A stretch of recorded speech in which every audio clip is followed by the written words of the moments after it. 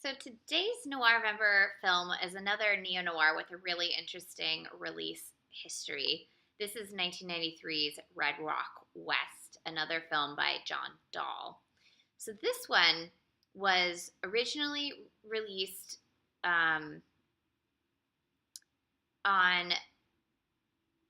oh, shit, I'm already fucking this up. Okay. Because I was trying to figure out the best way to explain this. So it was released internationally in Germany, Paris, and London in 1993. When it was picked up by Columbia TriStar for release, they released it to HBO, showed it on HBO 7 times. While in uh, Paris, the director of the Toronto International Film Festival saw it and was like, shit, I want this in my festival. Earlier in the film's release, the producers suggested they release it at Sundance, and Columbia, who had the rights, were like, nah, this isn't a festival hit. Cut to it now then playing at Toronto International Film Festival. While at Toronto, it was seen by Bill Banning, who at the time owned the Roxy Cinema and was still running Roxy Releasing. He managed to get the rights by 1994 and released it at the Roxy, at which time it broke their box office records and wound up opening at 8 more theaters in San Francisco. This blows my mind just that there were that many theaters in San Francisco in 1994, having worked in theaters and seen so many close while I lived there. Rest in peace, Red Vic, and the Lumiere, and the bridge. Okay. So then it got theatrically released in several more cities, including Los Angeles and New York City. So this was one of those ones where they refused to put it out because it was uncategorizable, which is part of why I hate that we're so stuck on genres and that's the only way people know how to like sell a film. That said, I think this movie nowadays you could sell it because we're used to this sort of neo-noir thing, but back then there was few and far between films like this. But if you like a film like Blood Simple, you would definitely love this film. This is definitely like you could do a triple feature of neo-noir westerns and have Blood Simple, Red Rock West, and Lone Star, and it would be fantastic. And they're all made by writer-directors who don't quite fit into the studio mold, that being the Coen brothers, John Dahl and John Sayles. So in this film, it stars Nicolas Cage, Lara Flynn Boyle, Dennis Hopper, and J.T. Walsh. Surprisingly, Nicolas Cage was my favorite actor for like the bulk of my childhood, and somehow I missed this film. We never had HBO, so you know.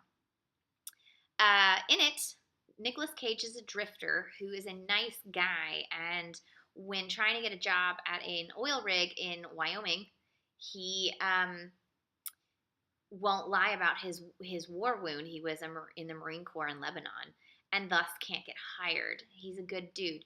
He ends up at a gas station. He sees money. He can take it. Even though he's down to his last $5, he doesn't take it. He's a good dude. That's good dude number one, good dude number two. He finally makes his way to Red Rock West, where the gas station attendant told him there was a bar. He could check in there and see if there was some work. He goes into this bar, and the bar owner is J.T. Walsh. He sees the Texas license plates on Nicolas Cage's car and thinks he is Lyle from Dallas. Now, Nicolas Cage realizes that he is not Lyle from Dallas, but he needs money, and instead of being a good guy part 3, he goes along with it and takes $5,000 to kill J.T. Walsh's wife, played by Lara Flynn Boyle. However, he is a good guy, so he's not going to kill her. He tries to warn her, at which point Lara Flynn Boyle tries to offer him double to kill her husband. At this point, Nicolas Cage is like, oh fuck, I am like in too deep and I shouldn't have done any of this and I should have just kept going. He gets into further shenanigans as he tries to run away from J.T. Walsh, who turns out to be the sheriff, and almost gets hit by a car being driven by Dennis Hopper, who is the real Lyle from Dallas. Obviously, things then go super crazy from there. Also in this film is, as one of the deputies, is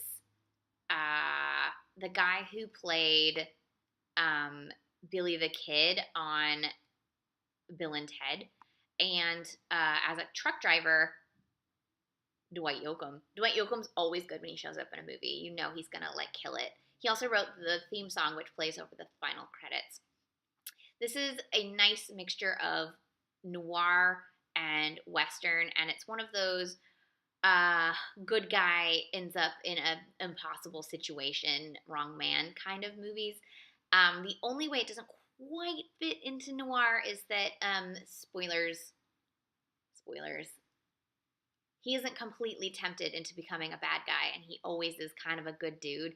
And in the end, he gets away kind of free, but also sort of helps everyone else. All the actual bad guys get what's coming to them. So it's not quite a noir because he should be completely tempted and then die.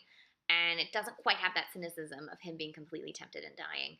But everything else in it is just A+. Lara Flynn Boyle is a great femme fatale. She is cold as ice. She's not quite as cold as ice as Linda Fiorentino in The Last Seduction, but she's close. Nicolas Cage is good. Dennis Hopper is in Blue Velvet crazy mode. J.T. Walsh is really the desperate man in this situation, and he is great. But if you look at all of the posters, the only people who got billing above the title are Cage, Boyle, and Hopper. And it's unfortunate because J.T. Walsh is sort of the linchpin of the entire plot and really should have been. This is a quartet with a handful of supporting characters, but it's a quartet between Boyle, Cage, Hopper, and Walsh, and it's unfortunate that Walsh wasn't able to get his name above the title. I think if you like neo-noir, you're going to love this film. If you like Cage when he's good, you'll like this film. If you like Dennis Hopper, you will like this film. It's twisty. It's beautifully shot. It's shot by Mark Rajovsky. I'm not sure what else he shot, but there's some moments of just pure neo-noir beauty.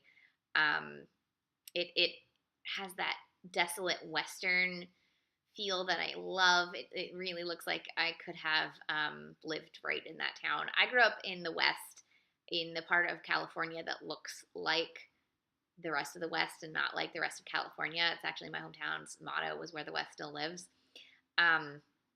Because I grew up in cow country. I grew up near the auction yard, so whenever the cows came in the night before an auction, it smelled really bad, and you could hear cows mooing. They were all going to die. It was really sad. That's a noir right there. Okay, also, Nicolas Cage wears the tightest jeans ever in this. Like, if you know that Dolly Parton song, Why'd You Come In Here Looking Like That? That is the jeans in that song. Like, those jeans inspired that song. I don't actually know if that's true, but like that's all I could think every time he moved. I don't even know how he moved in those jeans.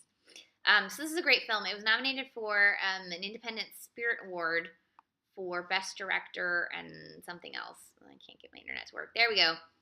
Best Director and it's loading.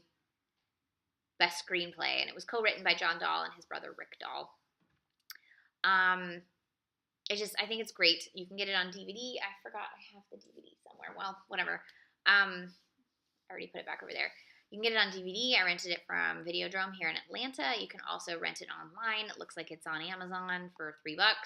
So definitely check it out. This is Red Rock West from 1993. We've got 5 days left in Noirvember, and I've got several more neo-noirs I'm actually going to rent because I'm like sucked into neo-noir right now. Like there's so many like key era noirs that I still haven't seen, but there's so many neo-noirs that I want to see right now. That's what I'm in the mood for. So, whatever. You can do what you want. It's Noirvember. Do what you want.